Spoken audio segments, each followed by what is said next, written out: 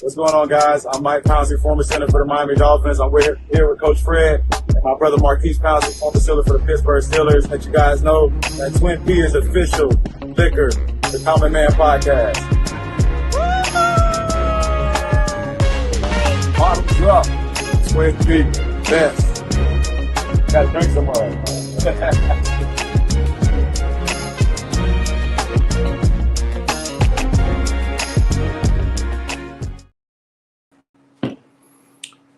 Good afternoon, good evening, and welcome to the Drive at 5. You know what we got going here. You know how we do it.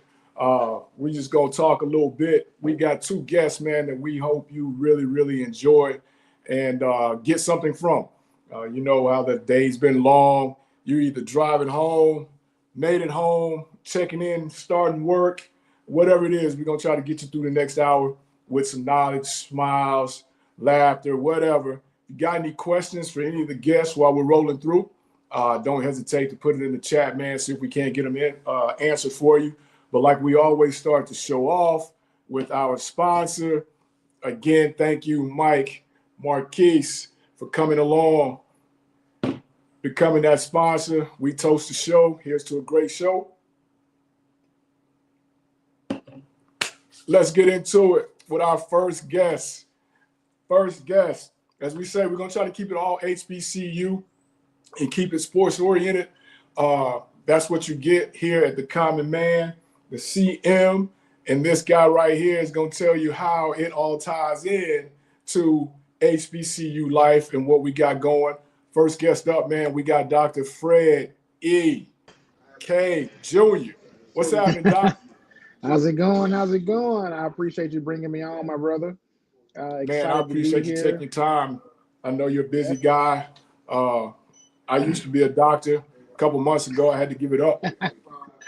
Too demanding on my time, you know. It's definitely demanding on the time. That is without question. Ask my wife. Hey, I don't know if my wife would rather me be a doctor or a coach at this point. So we're gonna have to get some pointers from the next guest on how that goes and how you keep that right there. Not being an issue at the house. But Doc, man, how you doing? I'm well, my brother, here in Jackson, at one of my favorite spots down here downtown Cigar, having a good old libation. So I'm happy to be here, happy to answer some questions. I hope I can learn something, teach something, and we can make this an amazing show. Well, you know, as we get ready to go through your condensed resume, board certified emergency medicine, Miss Jasmine, we want to thank you for allowing him to come on. Provine Jackson, Alcorn State alum, proud alum. 2007. I gotta think back. 2007. But what you sent me, I don't know if that's what you meant, but I think you kind of typo. But you know, we'll get it. But you were named the alumnus of the year, 2025. Yeah, 2025 Alcorn State Alumni of the Year. Just got that award last week during our midwinter conference in Dallas. I had to actually I missed the conference because I was at another engagement with my fraternity, Alpha Alpha. But it's an amazing to be looked at by other alum as the one who is doing the most and working the most and contributing the most back to, you know, both the university and the community at wide. So I'm excited for the opportunity. I'm happy to get the honor, and I just want to be a pillar in the community, and hopefully the next person up can do the same. And you just touched on it, Alpha Phi, Alpha. I guess you really didn't have a lot of friends going on at Alcorn State. So, but that's a whole nother story. Many people may not know this about you. You are a U.S. Naval veteran. Correct. The Navy paid for medical school. And so I'm a third generation veteran. So my grandfather was in the Army. My dad was in the Army. Got into medical school when I was in high school. I remember at graduation telling some of my friends that would join the Marines and join the Army. I was like, y'all crazy. You know, 9/11 had just happened. I graduated in 2003. So 9/11 had just happened 2 years prior, year and a half prior. And I was like, they're going to ship you straight overseas. Don't you do that, man. Don't sign them papers. And then when in 4 years later, I'm like, there I go, sign on the same thing they signed on. So it was a great opportunity. I remember when I was at Alcorn, we had some great opportunities. The guys came down. We had an Army recruiter came and talked to us first, and I was like, yeah, I'm not really, these locations ain't really just on Stilo, Austin, Texas, blah blah blah. And then when the Navy guy come down, I remember his name was Chief Fail, came down and talked to us, and he said, yeah, we can take you to Paris, Italy, Hawaii. He sold me all these amazing locations. And I was like, I'm signing up. We had these nice uniforms, these all whites. I'm like, yeah, I'm about to get it in. And they shipped my butt right to Gulfport, Mississippi. I said, ain't this some stuff? So You're close to Paris. They almost got you right. You was they close to almost got me Paris. right. Did a lot of deployments kind of all over the world, man. I got to spend some time in Africa, kind of all over the place, commanded units all over the world. I had an amazing experience, and then finished up my time and came right on back home. Again, you were close to Paris. Amazing story there. And the way we tied in now, that was the HBCU part of it. The way Mm-hmm. we tied in, and I hope you can kind of see full circle. You are a ER doctor, meaning you Mm-hmm. handle trauma, you handle anything that comes in, say, off of the ambulance. If you're on that particular time, that's what you handle, that's what you deal with. So now we're tying it back to sports, where we're Mm-hmm. talking about football as we're getting into spring ball. You'll be getting into, we'll be getting into fall, summer conditioning, ready for fall season. And then it'll tie into the next guest that we have as well. So if someone is dealing with what you deal with at the hospital, we have a player, or some high school has a player that goes down with a head injury, uh, have to use the defibrillator on him. What are some of the steps that they can do before they get to you to kind of ensure that the young man, young lady's safety is first stabilized and then get to you in a situation, in a timely manner that you can kind of step in and make sure he or she is taken care of? And, one of the things that I preach to people all the time is learning CPR. Whether it be whether you work at Nissan, whether you work at the zoo, whether you work at the Metro Center Mall, learning CPR, learning how to appropriately place your hands on someone's chest if they are in cardiac arrest, learning how to do chest compressions. Because if the sooner we know statistically, the sooner that a layperson CPR is started, the more likely that person is to survive that catastrophic event. And so I'm a huge advocate for going to your YMCA, going to any location or any entity in your community that teaches CPR, that teaches basic CPR training, and learning that skill, because you could save someone's life, not just you, not just someone. I mean, it could be your family member, it's somebody's family member that you could save. If a player goes down, obviously players are gonna, if it's in an actual game, they're gonna have athletic trainers there. Hopefully they're gonna have an ambulance there, paramedics there. But what can you do as a layperson? Let's say if you're just at a flag football game somewhere, the first thing you do is neck stabilization. You want to make sure that they're not moving the neck, that if they're folded up in some kind of position, that you kind of get them laid out as flat as possible. Make sure their airway is clear. We kind of go through these things. It's called ABCs when it comes to emergency medicine: airway, breathing, and circulation. So we want to make sure the airway is clear. You walk up to them, hey, are you okay? Can you hear me? Can you talk to me? So you're trying to check that airway, because if they can tell you, yes, I'm good, the airway obviously is clear. The next thing is breathing. Does it look like they're struggling to breathe? Does it look like they're breathing more times than what would be normal? Does it look like it's struggling to breathe? Does it look like something's not right? The next thing is circulation. If they're, you can breathe and not have circulation. That's kind of a faux pas that some people don't understand. That you want to, put your finger, if they're not saying anything to you, if they're not making any breaths, you want to put your finger on their neck to see if they actually have a pulse. Is their heart actually beating? Did they go down because they're just concussed? Did they go down because they had some type of cardiac event that actually stopped their heart? If you don't feel a pulse, you need to start chest compressions. You need to call for someone to get what's called an AED, automated defibrillator, so that we can, if prayerfully, they're in a rhythm that can be shocked back into a normal rhythm. If we don't have an AED present, you want to make sure that you're calling for emergency management personnel call, somebody call 911. Let's get a fire department. Let's get a ambulance here as soon as humanly possible, because they're going to have the materials that you need to get to safety. And so the biggest thing is get them into a safe, a stable position. Lay them out as flat as possible.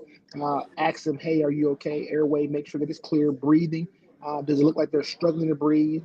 Yay or nay? Is there, protect, if their uniform or whatever they have prohibiting them from being able to breathe effectively? And then circulation, are they actually, is that heart actually pumping blood to the brain? Put your finger right there by the carotid. Do you feel something? If you don't, start chest compressions. Biggest thing is get into a CPR class. You just don't understand how many people have been saved by a lay person. This is non-medical person knowing the proper CPR technique and starting that CPR as soon as humanly possible. Statistically, the faster that CPR is started, the more likely that person is to have a good outcome, not just alive, but a good neurological outcome, able to actually get up, walk, be a productive person in society outcome. When Hamlin took his injury, some years ago in the Cincinnati game, they started chest compressions literally within a minute. That is the reason that he's back in football right now. Months before, months after, there was a soccer gentleman had the same issue, collapsed on the field. CPR started immediately. That's the reason that he could get a defibrillator and be back playing soccer again, because the sooner you can get that blood recirculating through their body by way of chest compressions, you are more likely to have that person have a good neurological outcome, not just a good life outcome. So those are kind of things that we push really hard. I would, huge proponent of getting, every single student that walks out into that, if you do flag football, if you do pickup basketball, know how to do proper chest compressions, know how to call 911 within your campus to get EMS to you as fast as possible, because getting EMS on a college campus is not always the same as getting EMS in a city. Sometimes Right. it's not 911. Sometimes the number may be a little bit different because you're accessing the EMS people on your campus. And so that may be a little bit different. So knowing the appropriate way to get EMS to you the fastest is super important. Cool. And the fact that you mentioned Hamlin, that's one of the reasons, we kind of tied the guests into this particular conversation, because now Coach wasn't exactly associated with that, but he was associated with that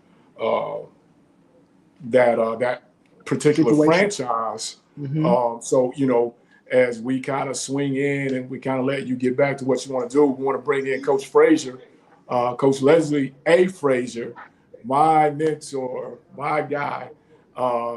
Again, another Alcornite doing big things. Coach Frazier, yeah, there it is right there. Yes. Coach Frazier, before we get into that, before we let Doc go, when you guys are brought into the facility, do they talk to you guys at all about CPR or any of that stuff? We don't have like a dedicated time for that, but we do have, when we come back for training camp, Fred, our doctors would talk to us about medical procedures and make us aware where the IEDs are located in our building. So we're well aware where the emergency things that we might need if there is an emergency. We're well aware of where they are. And when Doc was mentioning that incident with DeMar, I remember standing on the sideline and just in my mind, I'm thinking through the different situations that we had to take care of, like third down, second down, whatever. I had no idea at the moment that it was going to be the situation that it turned out to be. But there's no question, because of our medical staff and how equipped they were. That's the reason we got the positive outcome that we did with DeMar. But I learned also that our training staff, they were going through those scenarios, and they do throughout the league, every Sunday before a game. They're doing rehearsals, prior to the game. So Wow. for our staff, it wasn't like they're going to ever be caught off guard, because to Doc's point, they're trained But the training doesn't end, say, when you come to training camp. It's ongoing throughout the season. They're still going through rehearsals. They're still preparing for the worst case scenario. And so, even here in practice, we have things set up to assist our players if something catastrophic were to occur.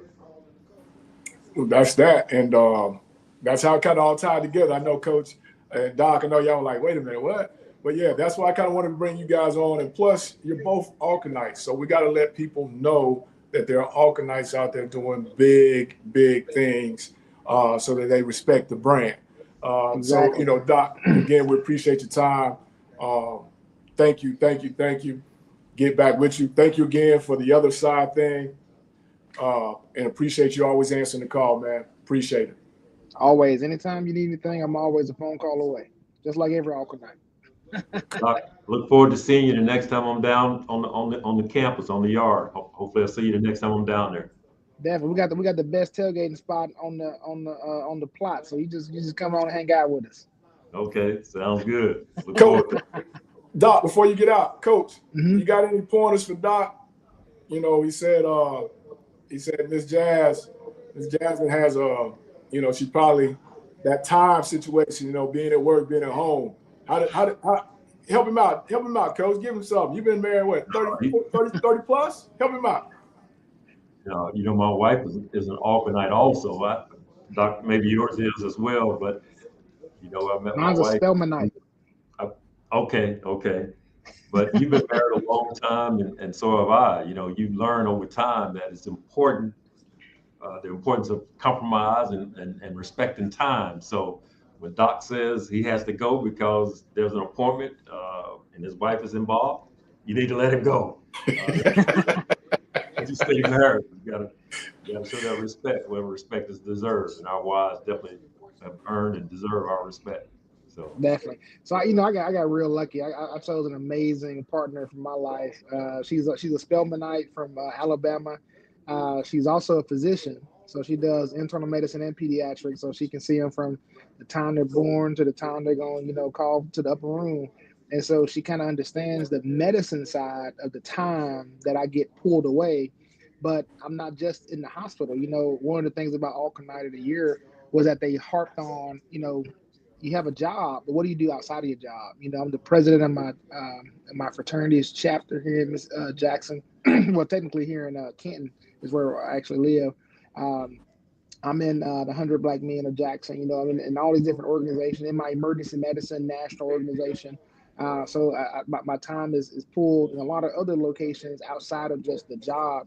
But she understands those things because she's also in medicine, and she's also getting into some of these leadership roles in some of these national organizations. So having someone who understands, that is your what is it, your chi, understands your I can't think, your yin and your yang, I think helps tremendously. Because if she didn't do what I do, and she didn't kind of see the kind of work that I have to do when I go to these conferences and such, I think it'd be a lot tougher.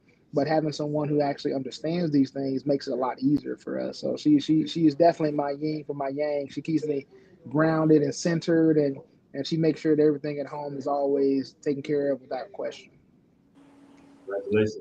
Congratulations, Doc. That's important. Appreciate you, Doc. Definitely. Thank you. Yes, sir. Now, I could go through this resume, but it'd take about 30 minutes. So I'm gonna condense it down. Again, my guy, my mentor. I know I'm the worst mentee in the country because I don't lean on you enough. But Coach Frazier, you are in the Black College Hall of Fame. You are a Super Bowl winner as a player, as a coach. You probably have one of the sickest interceptions in NFL history that we were trying to get on film without getting in trouble, getting it flagged. Your coaching resume goes from Trinity International, where's that at, Coach?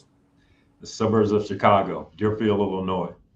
From Trinity International to Illinois to the Philadelphia Eagles, Cincinnati Bengals, Colts, Vikings, head coach of the Vikings, Tampa Bay Buccaneers, Baltimore Ravens, Buffalo Bills, Seattle Seahawks. The list goes on and on and on. One of very few to win a Super Bowl as a player and a coach. Columbus, Mississippi's proud own Coach Leslie Frazier. Coach, I appreciate you, man. Thank you, thank you, thank you. Well, it's my pleasure, Fred. It's just great to be on with you, and I look forward to our conversation. Always good to talk to another Alcornite, for sure. Hey, and I appreciate you for adopting me into the family a long, long time ago. Yes, As we get into it, like I said, I don't want to keep you long. I know you got a lot of stuff going on. Free agency, getting ready for the draft, still minding what's in the house there in Seattle. How have you been, Coach? Doing good, Fred. This is a busy time, as you've probably been reading. We're in the midst of free agency right now. So yesterday we had Cooper Kupp in the building. He just signed with us and came aboard. And it's been a really active time. A few days ago, it was Sam Darnold and then DeMarcus Lawrence. So we've been very active, very busy, but we're excited. And then now we're getting ready to move on to the draft as well. So it's a busy time, but a good time. And, you touched on that, the couple signings you got at. Because in the beginning, Coach, the start of free agency, everybody was like, what are they doing? What are they doing? What are they doing? What are they doing? And then you come back and you have like three major splashes within the free agency realm of things. But, we're gonna back it up a little bit to the Trinity International days, Coach. And that was right after. Well, no, let's take it all the way back. Let's go all the way back. We got a little time. Let's talk a little Alcorn football, Coach. Talk a little Alcorn football. You come here as a lot of players, athletes did back in the day, as a two-sport guy. Mm-hmm. And football wasn't considered your strong sport. Right. How does that happen if football is not your strong sport? You go to the NFL, you win a Super Bowl, but that wasn't your strong sport. Yeah. No, I played baseball and basketball in high school along with football in high school. And, I was all conference and MVP in basketball and football and really good baseball player as well. So when I came to Alcorn, I didn't really have a position, Fred, because I played multiple positions in high school and football. So I started off as a wide receiver thinking, okay, maybe I'll be a wide receiver and then I'll play baseball in the spring, because I really enjoyed baseball and was a good player. And so I finished my freshman year, ended up starting at the end of my freshman year. And I wanted to play baseball, but football players didn't really Coach Chasm, other than, say, Jimmy Giles, who some of your listeners may remember, great player in the National Football League, but also an Alcornite. He had played baseball, but there weren't many players that played football and continued to play baseball, after Jimmy. And so my freshman year, I didn't play. And I wanted to play because I knew I was a good baseball player. When I went home that summer after my freshman year at Alcorn, I played baseball in the summer. And I was like, man, I bet I could help the Alcorn State Braves in baseball too. And so some of my buddies on the team were saying to me, and I don't know if you want to be talking to Coach Chasm, who's our head coach, Coach Chasm, about no baseball. It's all about football. And so I went to his office and I said, Coach, I would like to go out for baseball. And he knew I knew I had played baseball in high school and all those things. And Fred, he told me, no, you need to concentrate on football. We have big things in store for you and so on. And I was a little disappointed because I thought I could help and I knew I was a good baseball player. And I was getting ready to walk out the door and he said, Frazier, have a seat. And then to make a long story short, he ended up letting me play. And then I ended up, being all conference in baseball and one of our captains in baseball. And I'm forever grateful for Coach Chasm letting me go out and play baseball. And then Coach McGowan, who's my baseball coach, who's also our defensive line coach, on our football team.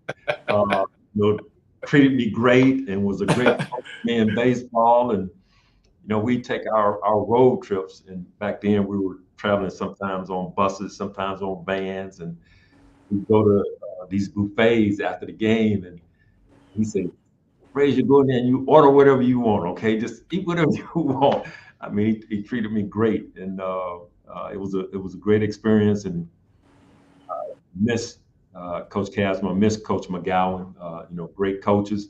And then my senior year, Fred, I pulled my hamstring in football, and I was trying to weigh what my future was going to be, whether it's going to be baseball or football. And I had gotten some letters from scouts about baseball.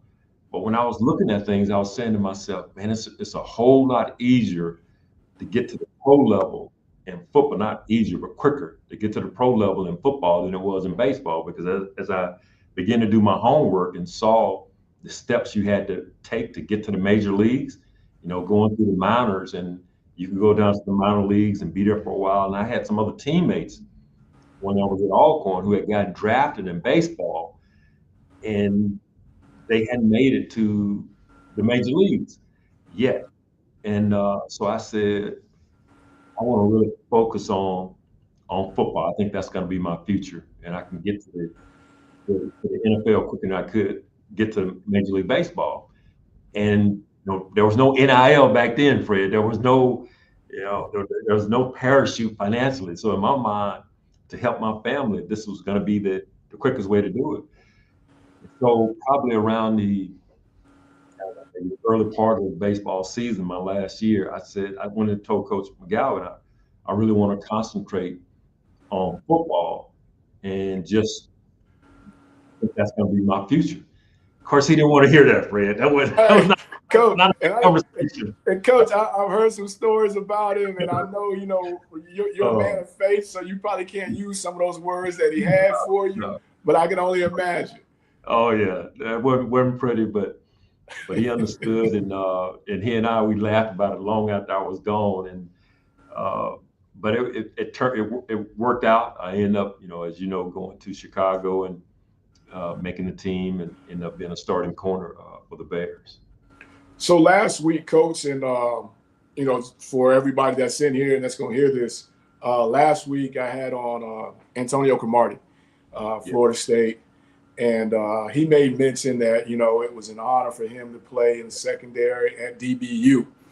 And I didn't get really deep with him, but for the folks that may not understand or know, DBU originated where, Coach? Alcorn State University. Anybody who says they don't know the history of the defensive backs at Alcorn State. Fred, when you think about the fact that there were 5 of us in the secondary when I played that ended up playing at the professional level. Myself, Ronell Young, who was drafted in the first round by the Philadelphia Eagles, Elbert Fowles, who's an outstanding player for the Eagles as well, Mark Harper, tremendous player, a guy who doesn't get enough recognition. We played in the secondary together, and Daryl Hart, who ended up playing, I think it was in the USFL as well. So, all of us we were in the same secondary at the same time. And so when I hear people talk about some of these schools that are turning out DBs, I said, we were way ahead of those people, and what we did. And I mean, it was, we were blessed to have that type of talent in our secondary, and to see, all the guys end up going on and having successful careers speaks to the original DBU is Alcorn State University, without question. Yes. And it wasn't just like there with your class, because after everybody that played in your secondary went on. That's the 2 corners, that's the 2 safeties, went on to the league. And then there were younger guys that were coming in, say your senior year, that were freshmen, that once they got to that senior status as well, got an opportunity to be drafted heading into the NFL from the same locker room, from the same campus. Yes. And just when you start to peel that onion back, and it's just like it was almost 8 to 10 guys that was in the locker room at the same time at some point in their career that all went on to have NFL careers. And the starting secondary, when you were there, kicked it off because all you guys either were drafted or free agent and made teams, not just got into camp, but made teams. Oh yeah, and we end up starting with our respective teams. But you can go all the way back to Willie Alexander, who was a tremendous player in the National Football League prior to Ronell, myself, and Elbert and Mark into Alcorn. Willie Alexander was a guy that I used to look at and watch on Sundays as well. He was an outstanding corner, played with Houston and maybe one other team. And then, of course, Ike Hope after us did a really good job. And there were other players that came along as well. So you're right. I mean, there are so many good players that played in the secondary at Alcorn over the years. But the original DBU, the tag DBU, came from Alcorn State University. Absolutely. Absolutely. And you leave here, Columbus, Mississippi, and boom, you shot right to Chicago, Illinois. Because what was that? What was that like? Columbus, Alcorn State, Lorman to Chicago. Coach, that had to be something different. No doubt. I want to mention this. On April 18th, Fred, Columbus, my hometown, they are having their inaugural class for the county that I grew up in is Lowndes County. So they're having their inaugural Hall of Fame class, and I'm one of the originals that are going in on April 18th. So any Alcornites that live in the area, would love to see you come over to Columbus. But that my upbringing really helped me to adjust to life at Alcorn and then life in Chicago. It's a big transition going from Lorman, Mississippi to Chicago, Illinois. Tremendous transition. And you got a little bit of money. And you get a little bit of money. So, but I was an undrafted free agent because of that hamstring injury that I mentioned. That was really the cause of my not being able to finish the baseball my senior year because I needed to get my hamstring right. And so I ended up going to Chicago as a free agent. Make a long story short, I ended up making a ball club. But it was a big transition, but it was made smoother, Fred. In those days, we still have this, but they used to have minority fellowships where entire staffs from HBCUs would be in training camps around the league.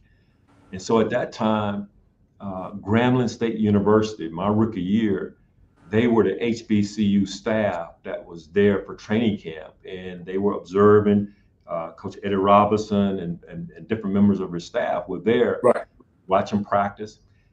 And Fred, when I would be at practice, you would have thought that I had gone to Grambling the way Coach Eddie Robb and his staff would be cheering me on, man, and encouraging me and talking to me after practice. And I'll never forget it, just how special they made me feel, and the brotherhood of being a part of an HBCU. It was evident in the way they rooted for me because Alcorn Grambling, that's still a good rivalry. Oh yeah, and that was all out the window. They wanted me to succeed. I remember Coach Rob coming to me sometimes after practice. Frazier, you played them the same way you did us. Get down there, get in their face. and that was encouraging, man, coming from him. And I didn't want to let them down. I obviously didn't want to let the people down at Alcorn, of my hometown, and was fortunate enough to catch the coach's eyes and end up making the ball club. So it was special, a special time. And when you get there, and I have to say it this way, and I'm not sure how y'all view this school, but the school up the street has got a prominent player in the locker room when you get there to Chicago. How was that experience? Man, it was so good to walk in that locker room and develop a relationship with Walter Payton, arguably the greatest running back and maybe the greatest football player in NFL history. who also attended another HBCU, The school Jackson up the street. University. Yep. Yeah, the school up the street. Yeah, exactly right. And we all know what that rivalry is like between Alcorn and Jackson State. And so, but the same thing. I mean, Walter welcomed me with open arms, and we had another player on our team from the SWAC, also from HBCU, a guy named Jim Osborne, who played on our defensive line. He attended Southern University in Baton Rouge. Okay. But both of them, I mean, they just treated me so good, man, and really welcomed me to the team and wanted to do everything they could to help me to succeed. So forever grateful to Walter, forever grateful to Jim Osborne. The both of them treated me great, and they were a big part of my being able to succeed as a player when I came as a rookie. So we get through it, and we just pushing the interview along.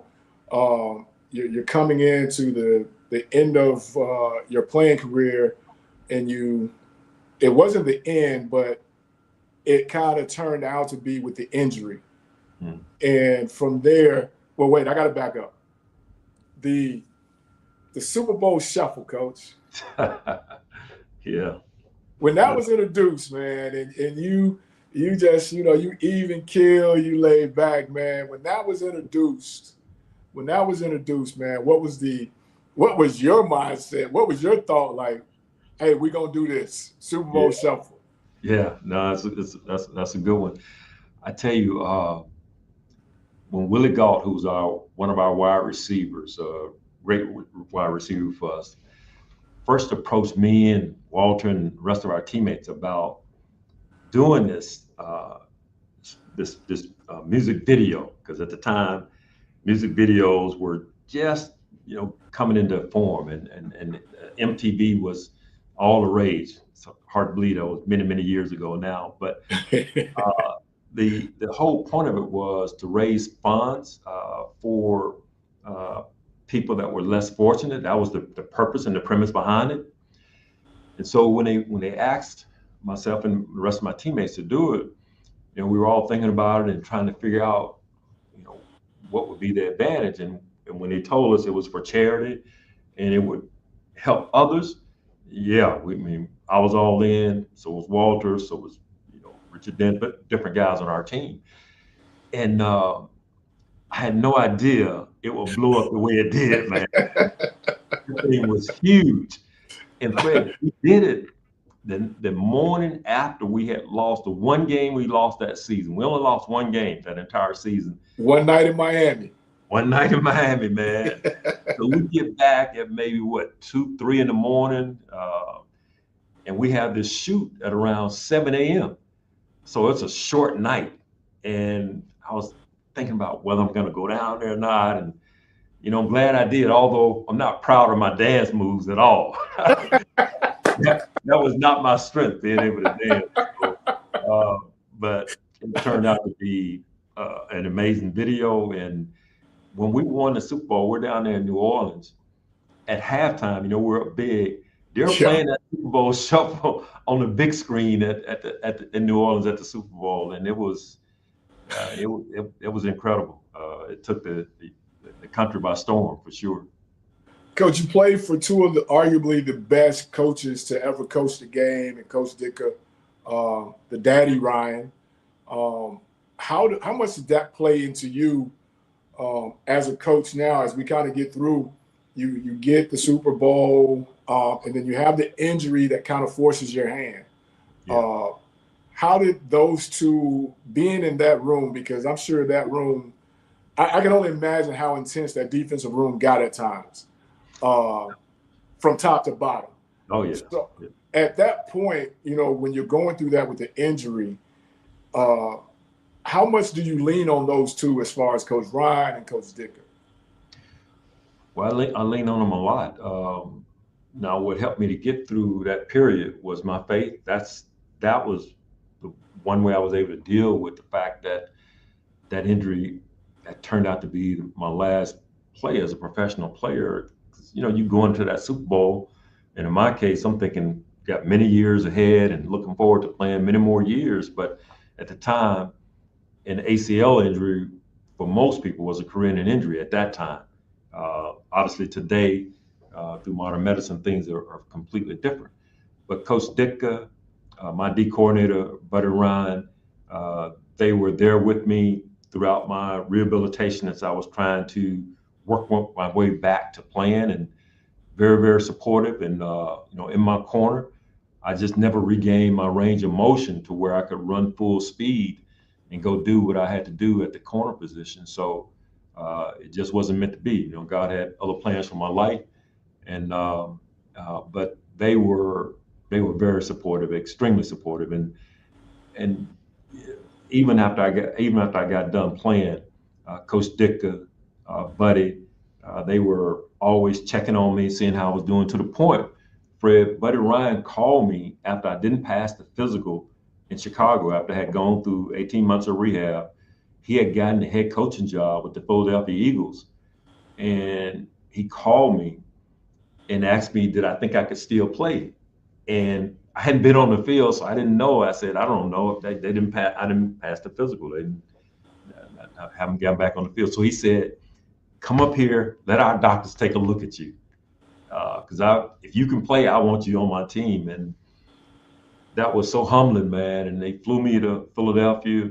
I worked a few preseason games, but I just never could get my range. But out of that, I got a chance to be on the field again with Ronell and Elbert, because they were both in the secondary with the Eagles at that time. So I didn't know that. Yeah. So I didn't know all three of you guys got a chance. Wow. Yeah, that was so special, man. Even though I couldn't really, be the player that I was, but just being around them for that short period of time is something I'll never forget, and always be thankful to Buddy for, as well as Coach Ditka, for just, being so supportive of me, during that difficult time. And from that point, you never get it back. Excuse me. Your range of motion. How long after that, Coach, did you decide that, you know what, I want to go into the profession? So it took me a few months, because I was still of the mindset, I'm going to keep working, Fred. I'm going to get my range of motion back. I'm going to get back to 100%. I'm going to be able to run full speed. I was only like 27 years old, 26 years old at the time. So I was still, really young. And so in my mind, I just thought I would somehow, some way get this figured out. But the president of this small school that you mentioned earlier, Trinity College, he was aware of me. That school is located in the suburbs of Chicago. They were calling and asking me to come over and talk to them about the head coaching job. And I wasn't thinking about coaching. I would look at Coach Dicka's hours and but it went through, and I go, man, these coaches, they work so hard, and we get all the credit to players. And I don't know if I want to go into coaching. But after about 6 months, to make a long story short, my wife said to me, what would it hurt to go over there and just listen to what they have to say? So I went over, I met with the president. He shared with me his vision, his goals for this new program that they wanted to get started. And I listened, and I said, man, Lord, if my career was going to end, this sounds like the unique thing that would really fit, because it was so unique. Here I am, a black man at a predominantly white school. They're asking me to be the first head coach in the school's history. I don't have to move my family.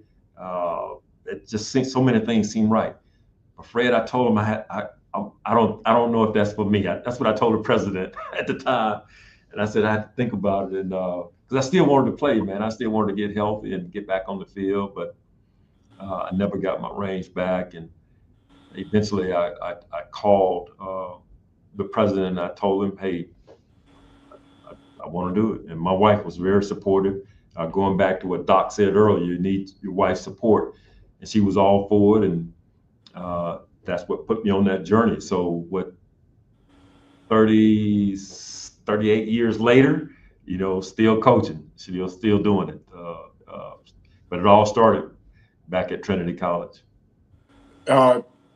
Basically 10 years at Trinity, from there to Illinois, from there to the Philadelphia Eagles. Now, was Coach Ryan still the coach when you became the DB coach at Philadelphia? No, I took a job when I left Trinity. I had been there at that time, I was like about 39 years old, and I was saying to myself, Fred, I felt like God had some other things for me, but I was very comfortable at Trinity. I mean, they ended up naming the field after me after I left and all, and Oh man, I didn't know that. Okay. yeah, but it was not an easy decision because we had built that program up to where we were very competitive, one of the top teams at the time in NAIA football. But I just felt like there were bigger things for me ahead, and so I went down to University of Illinois for a couple of years, and then I was out recruiting at the University of Illinois, and I got a call from Andy Reid, and he had just gotten a head coaching job with the Philadelphia Eagles, and I didn't know Andy, but people that knew both of us told him about me, and he called me while I was out recruiting, asking me to come and talk to him about the secondary job because he had just gotten a head coaching job with Philadelphia, and he was putting the staff together. And I came up, talked to him about the job, interviewed, got the job, and that began my journey in the National Football League as a coach. And just very, very thankful for Andy. And when you look at that staff, Fred, if you ever look at that staff that he put together, there are probably around 4 or 5 guys that became head coaches off of his original staff. So he did a heck of a job putting together a staff. That's a treat. Going strong, obviously. Yeah, that's a treat. And then you leave there, you go to Cincinnati, defensive coordinator. Now that was under Coach Lewis. Yes, he was the head coach at the time. Yes, did that, and then from there was in Indy with Tony. We won a Super Bowl there. Yeah, and then ended up going to Minnesota and just continued the journey. Defensive coordinator first, assistant head coach title comes a year later, if I'm reading this correct, after your first year there, assistant head coach, interim coach the year after, 2 years after that, and then you become the head coach in 11 for Minnesota. Coach, you've lived in 2 of the coldest places in the world. Yeah. As a black man from Mississippi. Yeah.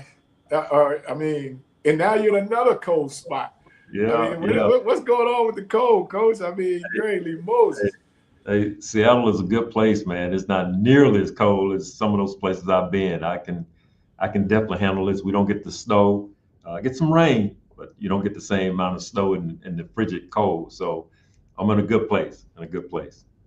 So you're the head coach in Minnesota, and you have a perennial superstar that you're coaching there. Those years there, Coach, what is one of the things that you still hang your hat on that you learned there that you'll take with you throughout this coaching journey? My family and I, we were there for 7 years, and it was a great experience, both in the defensive coordinator's role and then ascending to the head coach role. I think in this business, and I think you can attest to this, Fred, it's always about the relationships that you build along the way. And that's what I remember most about my time in Minnesota. I wish we could have won a few more games, but we had a lot of success there. We ended up going to the NFC Championship game when Brett Favre was our quarterback, and we did a lot of good things, but we just didn't win enough games. And the thing that I take away from that is the relationships that were built during my time there, both the people that were on the staff, but also just some of the people that worked in the building. They're still friends to this day. And so forever grateful for that time. And I've always looked at my career as a journey, and I'm thankful for every stop along the way and the people that I met over the years, including yourself, Fred, many, many years ago. So very grateful, man, for this journey and just some of the lives that have intertwined over the years. And then you go to one of the best cities in the world, Tampa Bay, defensive coordinator there with Coach Dungy. And, I don't know if I've ever heard a negative thing about Coach Dungy. And for you to be in the building with him, what was that like? Well, actually, when I was with Tony, we were in Indianapolis, First. and when I was in Tampa, Lovie Smith was the head coach, Okay. and something happened there between he and the GM, and it didn't work out. But it was great working with Lovey, great working with Tony and all the guys I've had a chance to come across over the years. But that was a good experience too. I mean, it was really good. Learned a lot during that time, and so I've learned a lot along the way from different places I've been a part of. Then you wind up in another cold city, Baltimore. Yes. Then you wind up in probably one of the coldest cities. Yes. And I came to visit you in Buffalo. Yeah. I'm forever grateful for that opportunity to come during the rookie mini camp. And it was in the spring, and it was still cold. And nobody seemed to think it was cold but me. Right. It was brutal out there, man. Yeah. And just being in that building again, I can't thank you enough for having that opportunity to go out there and spend that week with you guys. At that point, you had just drafted Josh Allen, linebacker. Edmonds. Yep, Edmonds. You had just drafted those guys. And then, just to be able to sit in that room, in that building and just see how you guys do things. And then, from there, now we're in Seattle. Coach, the career, the resume speaks for itself. But as we kind of wrap down to the end of the interview, what are some of the things that in this journey that just sticks out the most for you and you would want to pass on just to anybody that's listening? I think it's so important, Fred, in every situation you're a part of, to be able to find out, what do you have to be grateful for about where you are. It's easy to find the negatives and complain about this, complain about that, but I mean, I don't know if there is a perfect situation, but I do know this: there are a lot of reasons to be thankful for the opportunities that we have, and for some of the young coaches that may be listening to this interview or get a chance to listen to it, just enjoy the moment, man, wherever you are, and find the reasons for your why. Why am I doing what I do? And then be able to accentuate the positives of what you do. And then you learn from the negatives. There are going to be some ups and downs. That's not just in sports, but that's in life as well. And you and I both know, Fred, that you can really define who a person is, how they deal with the adversity that they face in life. And you have to be able to have a strong foundation to be able to deal with some of the ups and downs in life. No matter who you are, it's never going to be completely perfect. But if I can find my why and can really focus on the reason that I do what I do, and hopefully it's for the right reasons, because you enjoy what you're doing and it gives you an opportunity to give back and help other people. Mm-hmm. Man, that's a fulfilling occupation or a fulfilling life when you can do the things you do, enjoy what you're doing, but at the same time be able to encourage someone else and make their life a little bit better as well. And I've been so blessed, man, to have people come into my life like Coach Chasm when I was there at Alcorn, Coach McGowan, Coach Jack Spinks, and so many other coaches, Coach Ossie Brown, my coaches that coached me at Alcorn, who poured into my life and helped me to become the person I am today. So that's what it's all about, man. It's all about the people and just enjoying the moment wherever you are. And it wouldn't be right if I didn't ask you before we got out of here. In this business, Coach, I find it very hard at times to hold on to the little bit of faith that I have, right? The little bit of religion that I have, because it's tested a lot of times, and it's not when I say tested, sometimes when you're trying to get a kid to get from point A to point B, and they choose to go the different route, becomes frustrating. The outside noise, whether it be administration, whether it be fans, nowadays the internet, you can't read too much of that. But your faith, where did it all start, and how do you keep it strong in the business? Because I'll be the first to say, not just because you're my guy, you're my mentor, But the situation in Minnesota wasn't warranted that year to me, just because of the things that were going on in the building, which had nothing to do with you. It was out of your control. How do you hold on to the faith? How do you hold on to your religion? Yeah, it's a good question, man. And in this profession, and really in probably almost any profession, like we said earlier, it's going to be some situations that make you blink sometimes. And the thing that keeps me going is I know that my relationship, and I'll say this on the podcast, with Jesus Christ, that is the one constant in my life. If I can stay focused on that relationship, all other things that come and go, they're inconsistent compared to the consistency of my faith.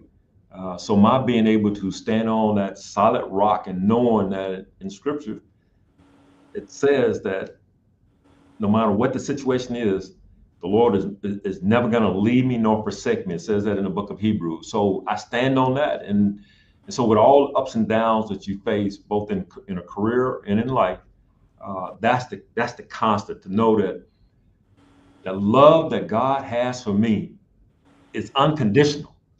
It's a love that it's always there, even though I'm going to fall short at times, even though somebody might do something that I look at and go like, why would that person do that? That doesn't make any sense. Why would they say this or that? But if I can stay focused on Christ, I can see it for what it is, because we live in a fallen world, and people are going to say things, people are going to do things that we don't necessarily agree with. But as long as I know that God loves me unconditionally, I'll be able to deal with most things that come just because of the love of Christ. And that's not easy. That means I've got to be in my church, Fred. I can't do this without being fed the right way. I got to be in the right environment with the right people. And that means the church that I attend and the people that I surround myself with, so that I can have that positive energy rather than that negative energy that can pull me down and take me down a path that can become very, very negative. So, my being able to be in my word daily, my being able to surround myself with the right type of people, and being on my knees and just praying and thanking the Lord for all the many blessings He's bestowed upon me. That's what allows me to stay consistent in what I believe. And that doesn't mean that I'm perfect, but because I'm not. I'm a reborn sinner, and I'm thankful that Jesus Christ died on the cross for my sins, and that's what gets me through the ups and downs of life, my faith. And that keeps you from cussing. That keeps you from cursing. Yes. Oh man, because I know it sometimes, man. That AFC Championship game a couple years ago, I said all the words for you. So you didn't have to say anything. I said it all for you. Yeah. But again, Coach, man, had you on for about an hour. I just want to say thank you for coming on. Thank you for always answering the phone. No matter when. You could be in a meeting, you're going to still answer and say, hey, I'm going to call you back after this meeting, man. And you don't know how much that means to me in this profession, because you have a lot of people that will say, yeah, call me, here's my number, and then never answer. And that's one of the things that I've kind of patterned, and I put my Leslie Frazier coat on, and I'm following you and you're steadfast. Because I'm telling you, man, there's some times I watched y'all this year and they pan the camera over to you and you just got the same face. And I'm just like, man, ain't no way Coach ain't going crazy right now. Right. That headset would be off. Oh, man. Yeah. But, again, I just thank you for being that guy for me. I'll be a better mentee, meaning I'll call you more. I'll lean on you more than I have in the past. But, again, thank you. That date in April, the 17th? 18th. 18th, up in Columbus, Mississippi. Yes. I'm going to, I think we won't be out recruiting just yet as I'm looking. I'm going to make it my business to come up. Friday. I don't know why they did it on Good Friday, but they did it on Good Friday right before Easter. Yeah. That just means we off work. So Uh, so that'd be good, man. And if there's anything else you wanna say, Coach, everybody go get everybody has a team, secondary team. Make sure we make it to Seahawks. We want to make sure we support, root Coach on in all his endeavors, man. And again, thank you for coming on and just opening up and sharing. I hope I didn't bore you too much. No. The resume is so long, man. We could still be here for 2 more hours talking about your resume and just the football. Again, 65 games played, 20 interceptions, 1 sack, 77 return yards, 2 defensive touchdowns, 2 fumble recoveries. I mean, we can get into that. You know what I mean? And it says you're 6 foot. Coach, I'm 5'11", and I know you got to be at least 6'2". But, it is what it is. Again, thank you so much. And hopefully we can get you on again, Coach. I appreciate your time. Thank you, brother. It's always a pleasure, Fred, and I look forward to seeing you down the road. And always pulling for the Braves, man, from a distance. Pulling for you guys, bro. Pulling for you. Hey, how about Alabama State in the NCAA tournament representing the HBCUs? Man, that was crazy. Yeah. How many times you practice that play and it actually works in a game? Right. Right. That's absolutely crazy. But shout out to them for real, representing. That was great. I'm glad. Right. I'm just glad they won and got there, and it wasn't the school up the street. But we'll leave that for another podcast. All right. Thank you, Fred. Appreciate you, Coach. Again, man, we had 2 great guests on. Hope you got something. Hope you at least will go down to the Y, get CPR training, just learn the fundamentals of it. As Doc told us, it can save a life, whether you're in the grocery store or you're out playing a Little League game. Can save a life. And again, we hope that we gave you something to take throughout your day, the rest of the week. And as we always say here, when it's all chaos and going crazy around you, take a deep breath, keep it all on the table. Till next week.